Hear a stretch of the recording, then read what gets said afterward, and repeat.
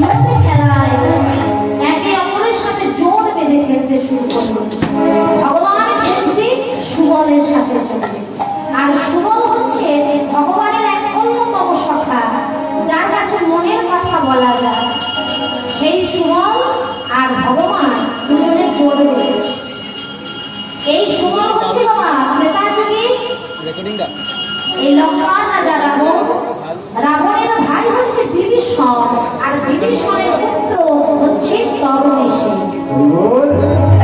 এই সুবল ত্রেতাযুগে ছিল তরণীসেন, রাবণ রাজার ভাইয়ের ছিল।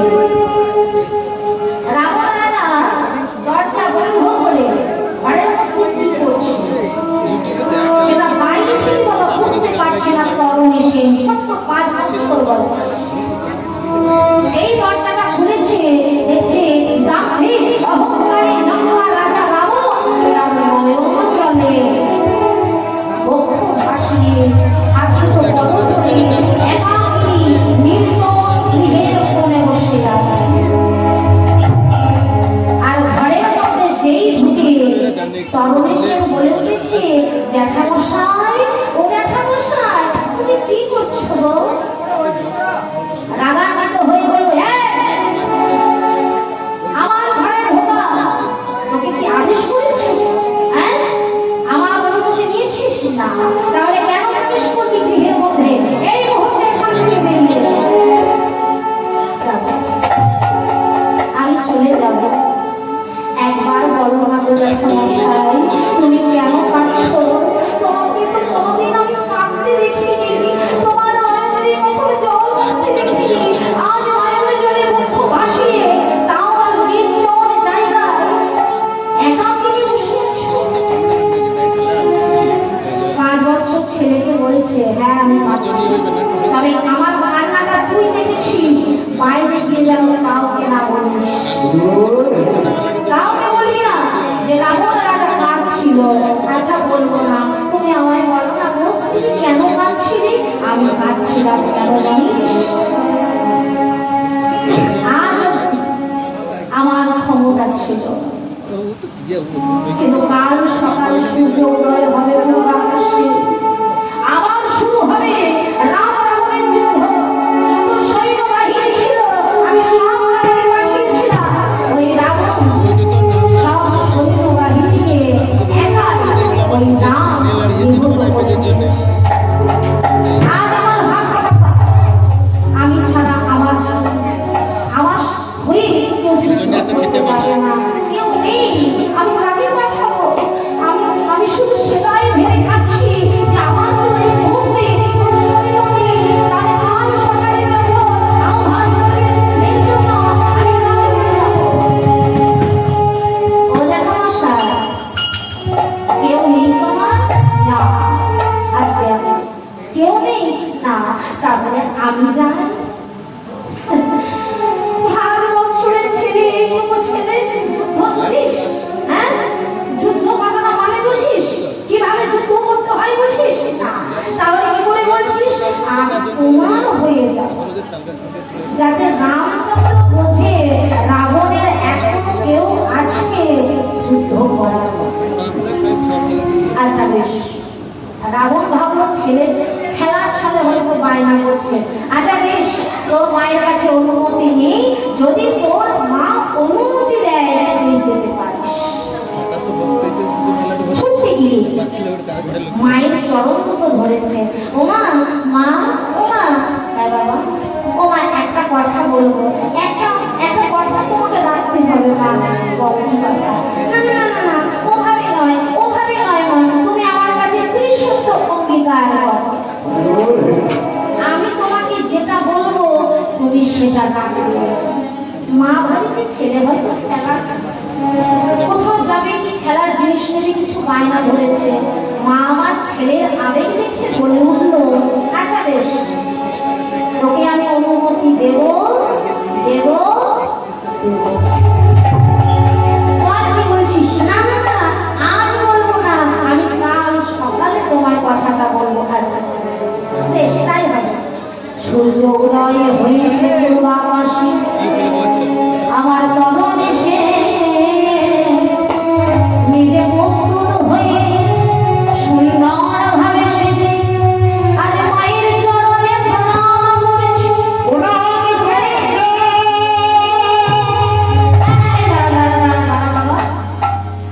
আজকে হয়েছেটা কি?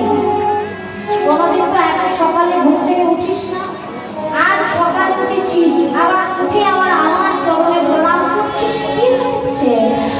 মা, কাল কৃষ্ণ করেছিলে, আর সেই কথাটা আমি তোমার কাছে প্রকাশ করি। কি কথা? না মাগো, আমি তৈরি হয়ে এসেছি, এই মুহূর্তে তোমার চরণে প্রণাম করে আমি যাব রামের সাথে যুদ্ধ করতে। না,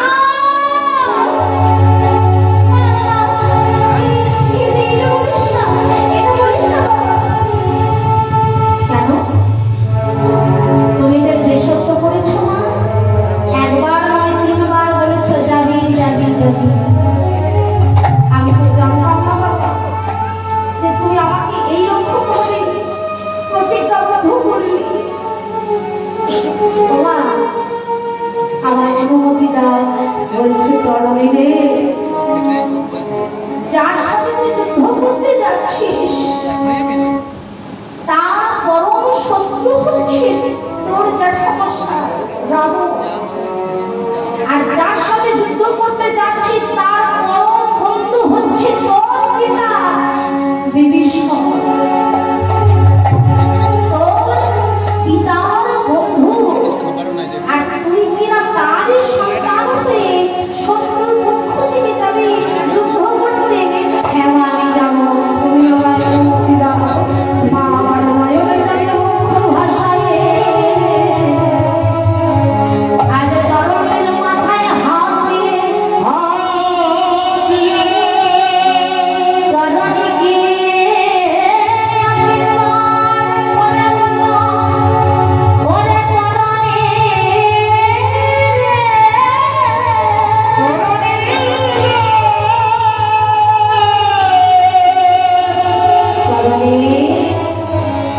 আমি মা, আমার একটা মাত্র সন্তান তুই, একটা মাত্র মা বলা ধন তুই।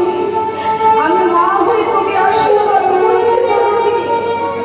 আমি জানি না এই পৃথিবীতে কোনো মা তার সন্তানকে এমন আশীর্বাদ করে কিনা, তবে আমি তোকে আশীর্বাদ করলাম যে প্রাণ নিয়ে তুই যুদ্ধ করতে যাচ্ছিস রামের সাথে।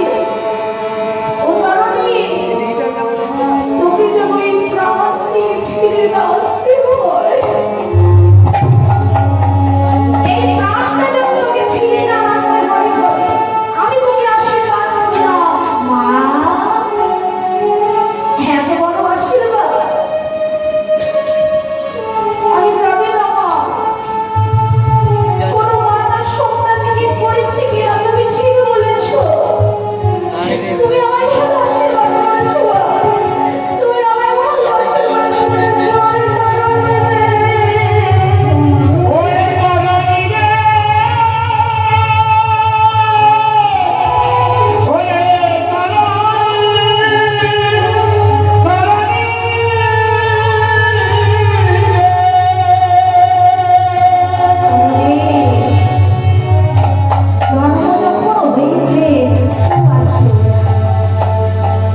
জন্ম যখন হয়েছে মৃত্যু আছে, তবে সেই মৃত্যুটা যদি ভগবানের কাছে হয়, তরণী রে, তোকে আর এই পৃথিবীতে আসতে হবে না। তুই একেবারে সোজা চলে যাবে গোলকধামে। তাই মা হয়ে আমি এই আশীর্বাদ করলাম। মায়ের চরণে প্রণাম করে চরণে বলছে, মা এবার আমি যাই। চলে মা গোয়নে চলে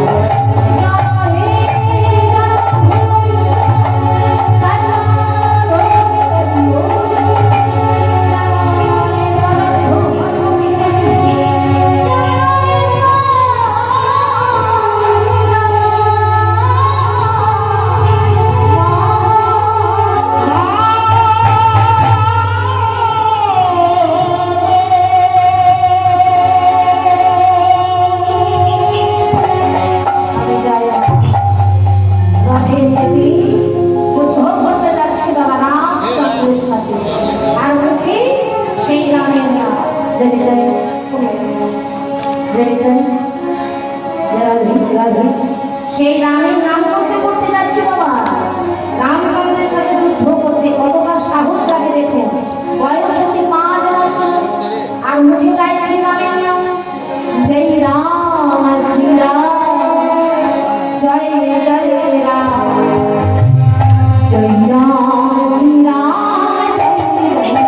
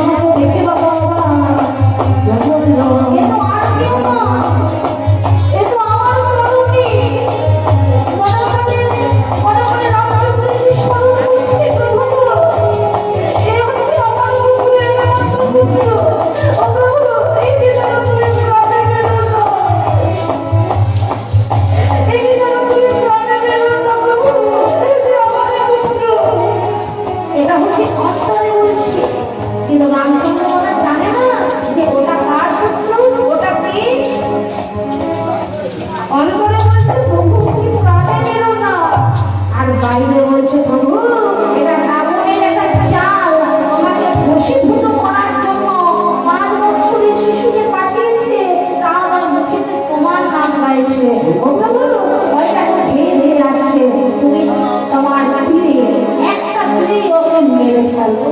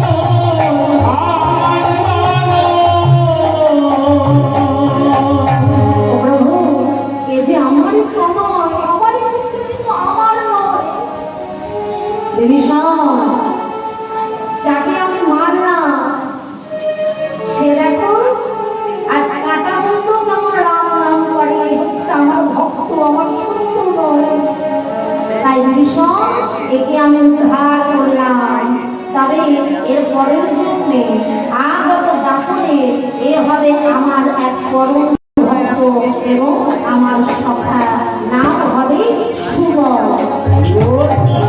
একমাত্র নয়, আর কলির যুগে আমি হব গৌরাঙ্গ, রাধা কৃষ্ণ মিলিত শ্রী গৌরাঙ্গ রাধা।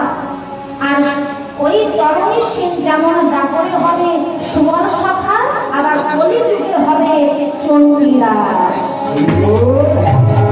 যে চণ্ডীদাসকে আমরা জানি রানী চণ্ডীদাস বলে, রজনী চণ্ডীদাস বলে, এই বীরভূম নানুরে দরবার ওই ভক্ত চণ্ডীদাস।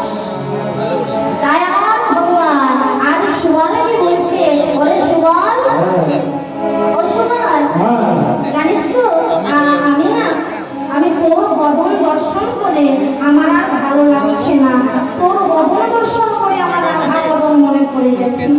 হ্যাঁ, তাই বলছি কি একটু ভেনু দর্শন দেখিস ভাই, হ্যাঁ আমি একটু রাধাকে দর্শন করে আসি। কেন বাবা? হঠাৎ করে জীবন খেলা খেলতে খেলতে সুবলের বদন দর্শন করে রাধা বদন কেন মনে পড়েছি? কারণ রাধা রানী আর সুবল এরা হচ্ছে দুই ভাই বোন, খুব কিন্তু আজের করবো, এতটাই মুখের মিল যে একজনকে দেখলে আরেকজনের কথা মনে পড়ে যায়।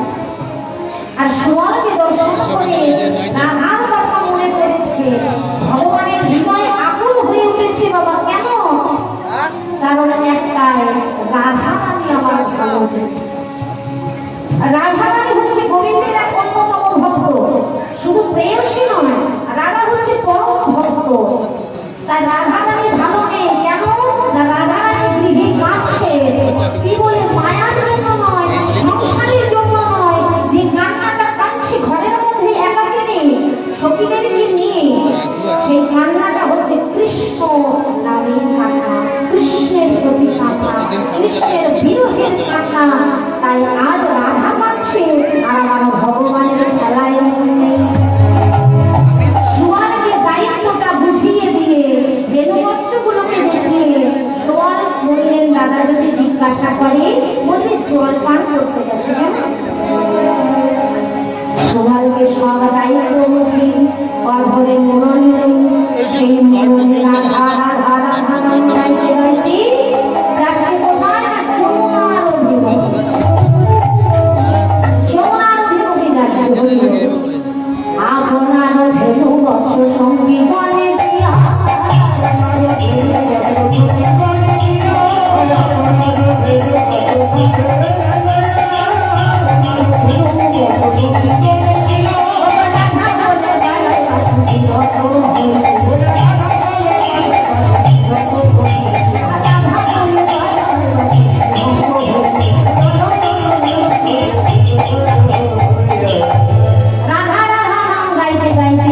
যমুনা তীরে। কিন্তু সেখানে তো বাবা রাধাকে পাবে কোথায়? রাধা তো আছে গৃহে, রাধা গৃহে আছে। সখীদের সঙ্গে অষ্ট সখী পরিবেষ্টিতা হয়ে বসে সখীদের কাছে মনের কথা বলছে, ওরে ওরে ললিতা, তোরা ভাবিস যে গোবিন্দ যে বাঁশিটা বাজায়, সেই বাঁশিতে রাধা রাধার নাম পড়ে, রাধা রানীর মতো ভাগ্যবতী হয়তো আর কেউ নেই।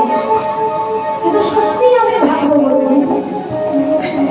আর এত এত রমণী থাকতে, এত এত ব্রজবতী থাকতে, যে বাঁশিতে শুধু রাধা নাম, রাধা রাধা। আর ওই যে যত বাঁশিতে রাধা রাধা বলে, তত আমার অন্তরের জ্বালাও বাড়ে।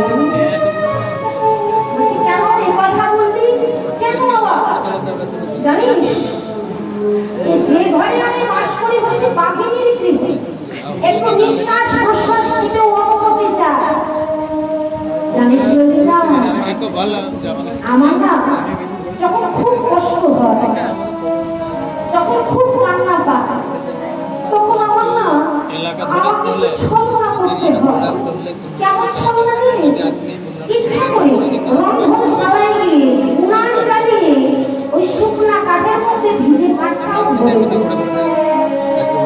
আমার ননদি সে তো বড্ড চালা, এসে বলে, তুই কাঁদছিস কেন? আমি ভয়ে জড়সড় হয়ে বলি, না তো কান্নাটা কৃষ্ণের জন্য নয়, এই যে ধোঁয়াটা আমার মধ্যে লেগেছে কথা শ্রবণ করবে। আমার মনে কুটিলা বলে লোগো রাধে,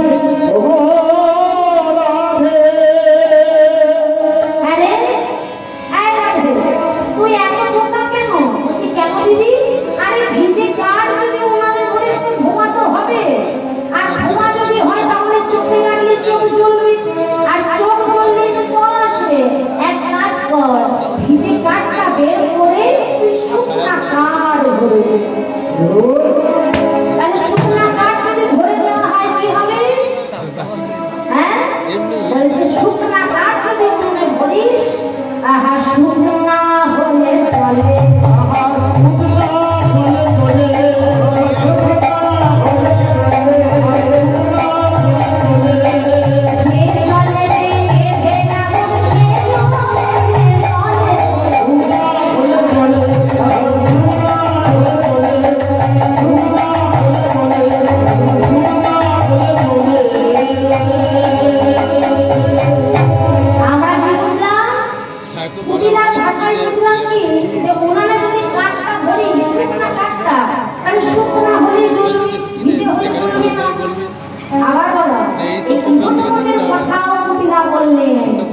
বলো শুকনা হলে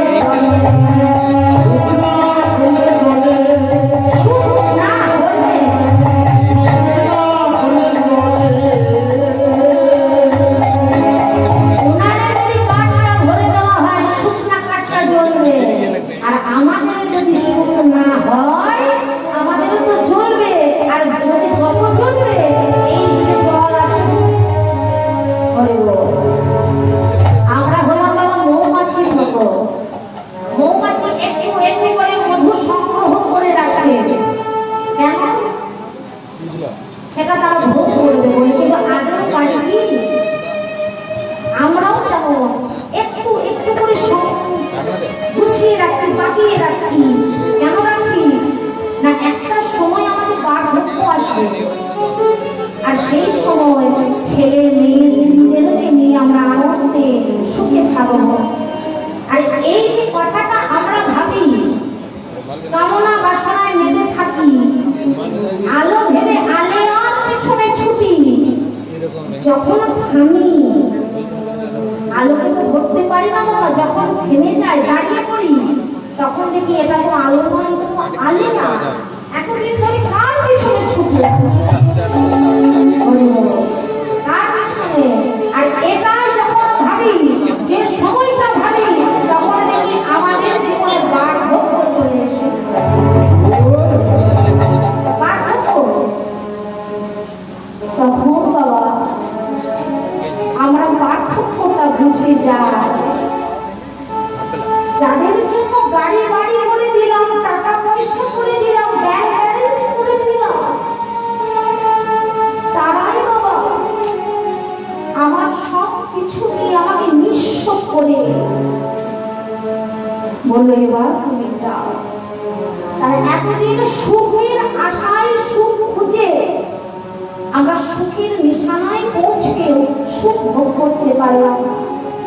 সংসারে সুখ থাকবে, কিন্তু শেষ সময়ে আমরা ভাবি আমাদের ভেতর তখন জলে আর সুখের দরকার নেই, এবার আমার একটু শান্তির দরকার।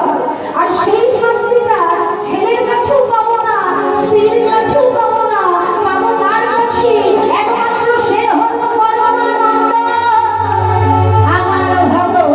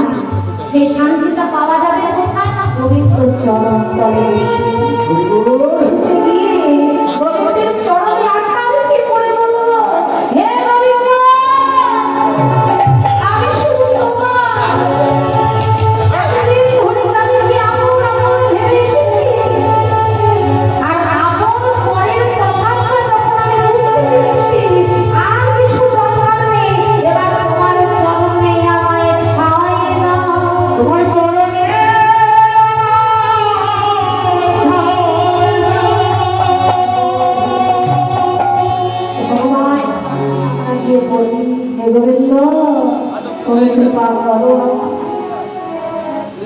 ভগবানের চরণে পড়ি। ভগবান যখন বলে হ্যাঁ যে অথক্ষ দেহটা আমার চরণে ফেলানি, রাধে রাধে, যে অথক্ষ দেহটা অথক্ষ হরি করার মতো বদল দিলাম, দুটো হাত দিয়ে দিলাম, সারাদিন সংসারের কাজ করে গেলি, একবারও হরি বললি না, একবারও আমার চরণ পূজা করলি না, একবার যখন শরীরের ক্ষমতা ছিল একবারও শরীরটা এনে মন্দিরে ফেলালি না, এখন অথক্ষ দেহটা হরি বলতে পারবি না, ভালো করে আমার দেখতে পারবি না, একবারে হেরে বন্ধ বাহু তুলে আমার চরণে আত্মসমর্পণ করতে পারবি না। আর এই চরণ, এই দেহটা আমার চরণে, এইভাবে কি তোদেরকে আমি ভবে পাঠিয়েছি? এইভাবে কি তোদের পাঠিয়েছিলাম যেভাবে আমার চরণে এলি? কিন্তু ওরে সারা জীবন আমায় ডাকিসনি, আমার নাম করিসনি, এতদিন পর আমাকে চিনলি, আমার চরণে এলি, আপন পর বুঝলি। হ্যাঁ আমি কি তোদের ফেলাতে পারিনি? একবার যখন আমার চরণে এসে পড়েছিস আর আমি তোকে গ্রহণ করলাম, এত বড় দান আমি দিতে পারবো না, তোমাকে তো দেওয়ার আমার কিছু নেই প্রভু, আমি তোমাকে তোমার চরণে দান করব। কি দেব কি দেব বন্ধু, কি বা দেব আমি,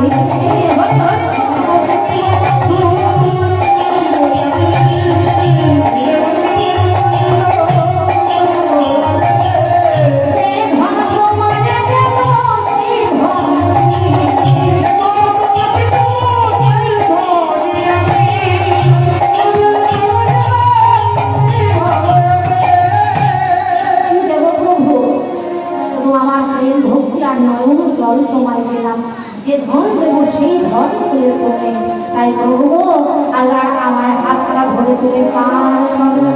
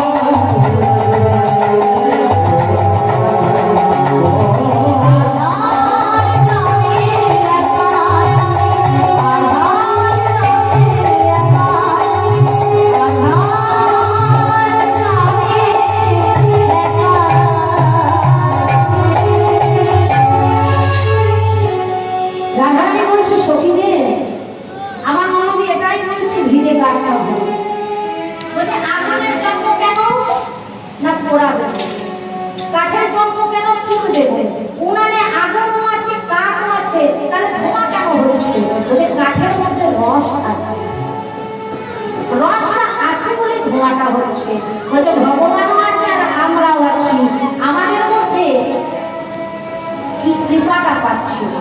কেন পাচ্ছি না? আমাদের মধ্যে রস আছে। রসটা কি না? অহংকার নামক রস। হরি বল। তাই রাধারানী সতী সহ কথোপকথন করছি বাবা। গোবিন্দ বিরহে কষ্ট পাচ্ছে, কাঁদছে, আর ভগবানের হৃদয় তখন আরো আকুলতা ব্যাকুলতা সৃষ্টি করছে। আর ভক্ত আর ভগবানকে মিলন সৃষ্টি করা, মিলন সৃষ্টিকারীর নাম হচ্ছে বাবা যোগমায়া। আর সেই যোগমায়াকে ভগবান আমার স্মরণ করলেন, কারণ যোগমায়া না থাকলে ভক্তির আর ভগবানের মিলন। তাই কিভাবে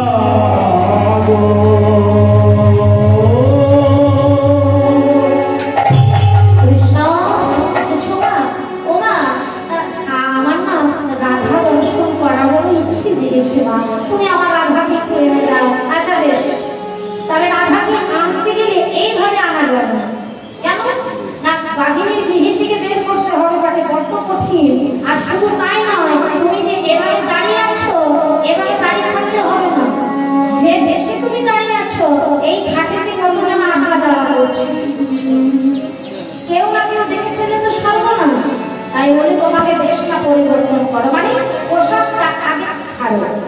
কিভাবে না, তোমাকে যে বেশি আমি সাজাবো তার নাম হচ্ছে দানি। বলছে দানি কাকে বলে না? বলছে দানি কাকে বলে জানো? যমুনায় যখন জল থাকে একটা নৌকা থাকে, যে নৌকাটা চালিয়ে এপার ওপার করে যাত্রীদের, তাকে বলা হয় মাঝি বা নাবিক। আর এই যমুনার যখন জল শুকিয়ে যায় তখন বালির উপর দিয়ে একটা মাটি দিয়ে রাস্তা তৈরি করা হয়, যাত্রীরা ওপার থেকে এপার, এপার থেকে ওপার। আর যার হাতে কড়ি বা পয়সাটা দেয় তাকে বলা হয় তোমায় দাঁড়িয়ে বেশি সাজাবো।